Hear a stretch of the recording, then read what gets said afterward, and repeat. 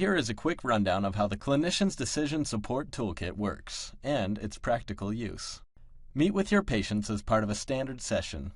Begin each of your sessions by having them fill out a quick ACORN questionnaire. You can even have your receptionist provide this so that they can fill it out while they're in the waiting room.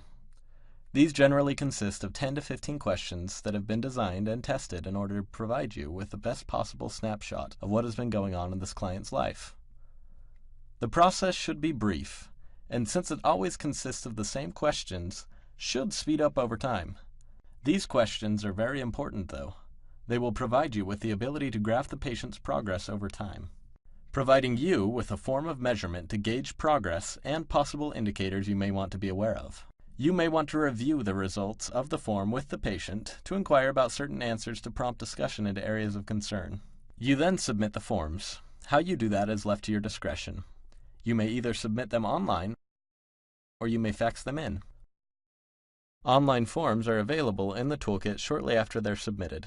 If you opt to fax in forms, they are received by our data center processing team. The data center is one of the largest data repositories of its kind. Faxed in data received by our team must then be processed so that the information can become digital.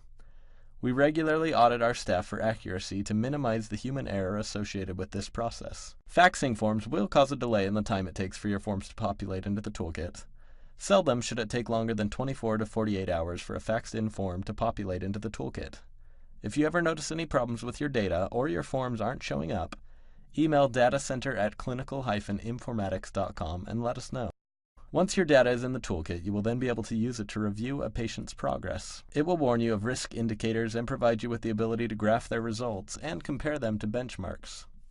You can even review this data with your patient to help them see their progress or areas of concern. You will also have access to statistical measurements or outcomes that you can use to gauge your own progress as a clinician or to even advertise your efficacy as a clinician.